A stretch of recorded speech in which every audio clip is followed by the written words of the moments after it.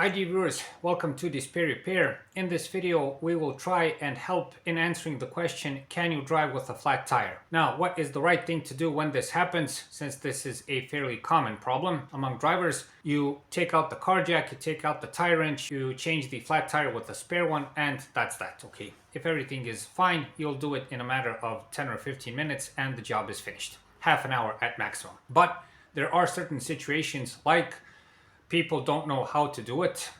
There may be a stuck lug nut, for instance. You might not have a spare tire, or the spare tire is flat, and there may be other problems. In those cases, this question comes up that we're going to talk about. So hopefully this video will help you make a good decision in this case, so stay tuned. DispairRepair.com. Be sure to visit us at our website DispairRepair.com, where you can find more useful car and driving tips. Now, dear viewers, in all of these videos that we make on this topic, can you drive a car with a certain problem, we always say a sort of disclaimer about these videos, and that is that these videos have one sole purpose, and that is to help you get out of an emergency. This is not a solution to the problem. Again, the right thing to do is to have a good spare tire in your car, jack up the car, change the tire, and go on. If you don't have a spare tire, if you have another car, get the punctured tire to a tire shop, fix it, and mount it back. That's the right thing to do. There are two things that you should take care of when driving with a flat tire. First, how long you're going to drive with a flat tire, and how you are going to drive with a flat tire. Okay, so how long and how you're going to drive. Regarding how long you're going to drive the car, this is very important. If the tire is completely flat, so the rim is touching almost the ground, then it would be best in this case not to drive the car at all. If you continue driving, even for a couple of dozen meters, there is a good chance that you will tear the tire. The rim will sit on the tire and it will start cutting into the tire as the wheel rotates.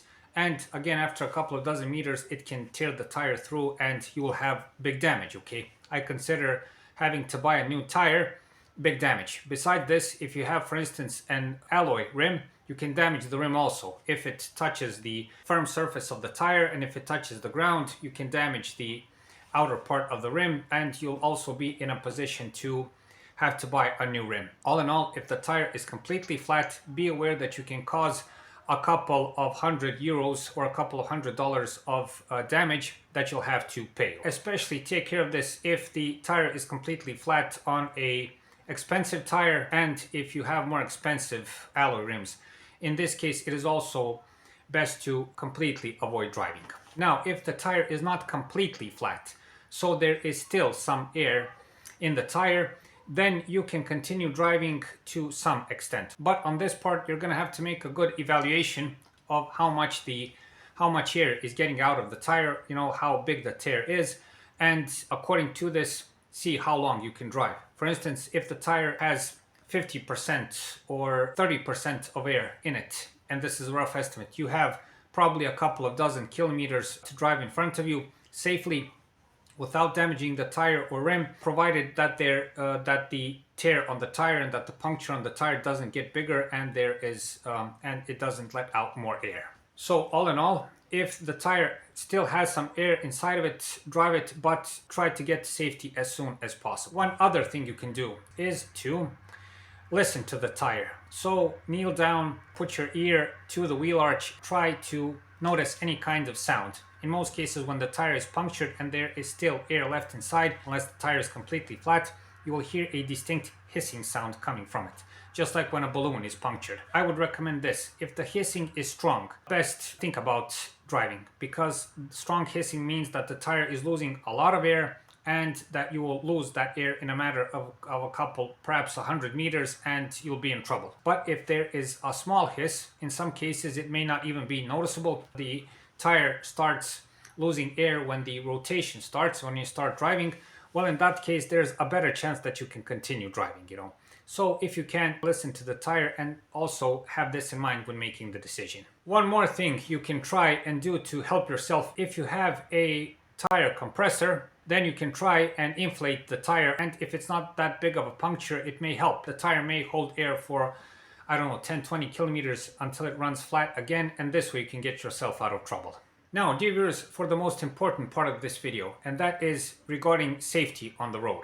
with a punctured tire, a big part in deciding should you drive or not is where the puncture is located, on what wheel. I'll make an example. The Skoda is a front wheel drive car. So if you have a puncture on one of the rear tires, it is a better situation than if you have punctures on either of the front tires. Why is this? Well, on a front wheel drive car, all of the engine power is transferred to the front axles and the steering is on the front axle, of course. And if you were to get a puncture on the front wheels, you'll have two problems. First is with steering, the second one is with motion resistance. Okay, the tires will spin, of course, with much more resistance with the flat tire. The end result of this would be that the car will be unstable. You'll have to constantly adjust with the steering wheel where the car is going, since it will pull to one side where the puncture is. The steering wheel may feel wobbly, and all in all, it's a pretty bad situation. If you have a rear wheel drive and one of the rear tires are punctured, you will only sense the motion resistance and you will be able to steer the car. If you get a puncture with a rear wheel drive on the front tires, you'll have problems with steering, but there won't be any motion resistance. I hope you get what I mean.